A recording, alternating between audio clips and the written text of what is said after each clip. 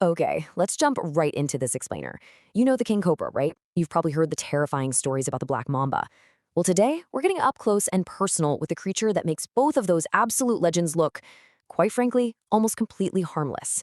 We're going to break down exactly what this venom does to the human body, minute by terrifying minute, based purely on real, peer-reviewed science.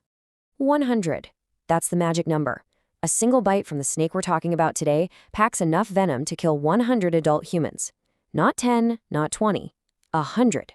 That fact alone immediately sets the massive stakes for what we're looking at, putting this animal in a totally different stratosphere entirely on its own.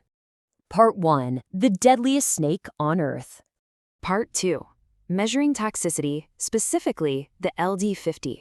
So if we really want to understand this, we have to talk about LD50, which stands for lethal dose 50.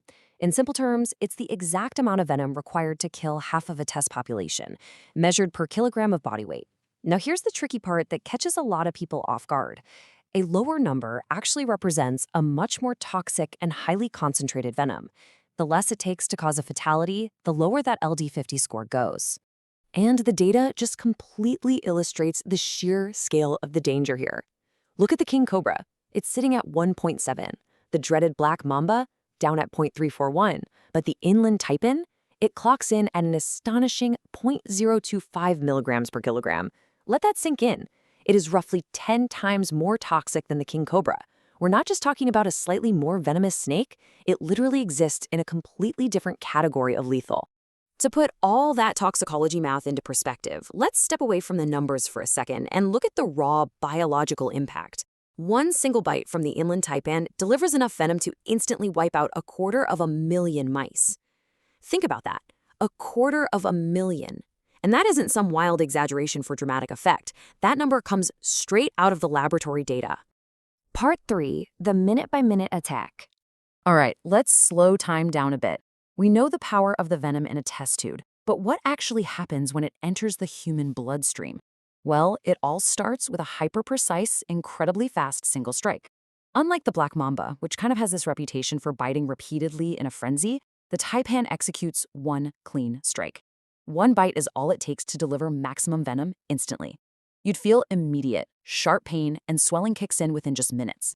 But honestly, that local pain is just a distraction. The real nightmare is already rushing through your veins. Because this venom is basically a biological triple threat. It launches a simultaneous three-pronged assault on your system. The neurotoxins go straight for your nervous system. At the exact same time, myotoxins start literally breaking down your muscle tissue.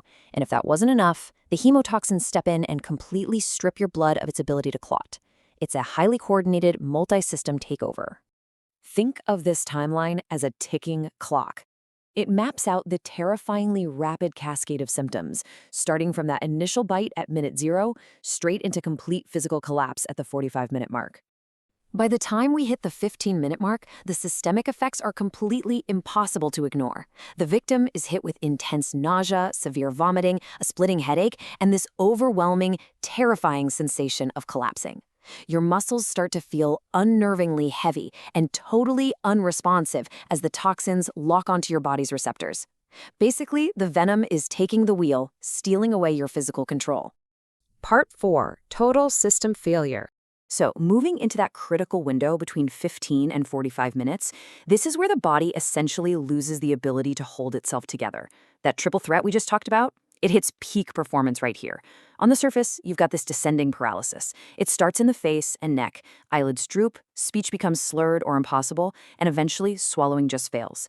But internally, it's a war zone. Those myotoxins are actively destroying muscle fibers from the inside out.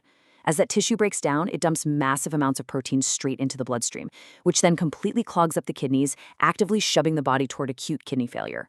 And remember, while your nerves are shutting down and your muscles are literally breaking apart, the hemotoxins are doing their dark work too.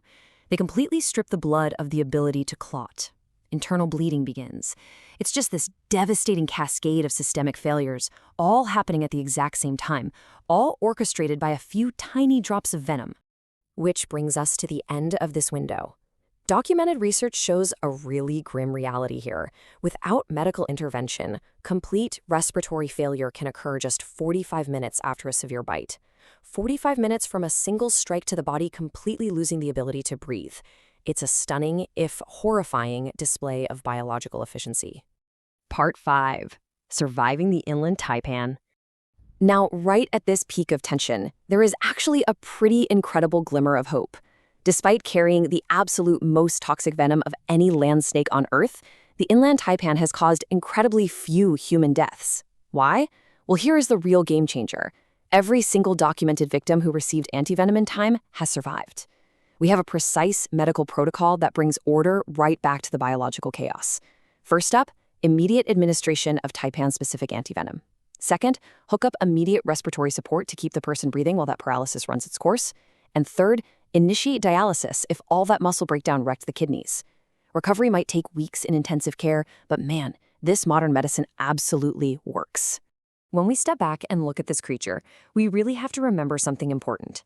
This shy, super reclusive snake isn't some monster out there actively hunting people. It honestly has almost no interest in humans whatsoever. It's simply a marvel of evolution. It developed this extreme, hyper-lethal venom for one highly specific purpose: rapidly neutralizing small, fast, warm-blooded mammals in a harsh desert environment before they even have a chance to escape. But of course, there's one ultimate catch. The taipan lives way out in the deep outback, usually hours and hours away from any hospital or medical care. We know the medicine works, right? And we know exactly how the venom operates on a molecular level. So I'm going to leave you with this thought to chew on. If you're ever out there traversing the arid plains of Central Australia, what is the real danger? Is it the biology of the bite itself? Or is it the unforgiving geography and those long, empty miles standing between you and survival?